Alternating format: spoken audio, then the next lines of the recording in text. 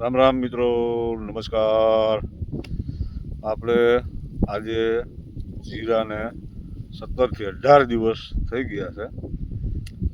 આજ ચોથું પાણ ચાલુ છે. આ જીરું આવડું થયું છે, જોઈ લો મિત્રો.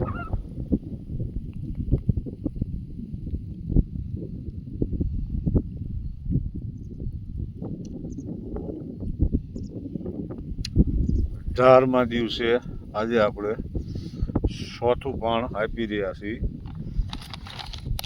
તેમાં પંપમાં નાખીને ફૂગનાશક દવા એટલે કે મેટાલેક્સી 35% પાણી સાથે આપણે આપી રહ્યા છીએ.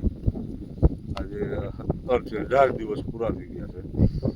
મેટાલેક્સ 35% ફૂગનાશક એટલે કે સુકારાનું આગોતરું આયોજન કરેલ છે. પાણી સાથે એક પંપમાં 50 ગ્રામ નાખી અને પાણી સાથે પાઈ રહ્યા છે.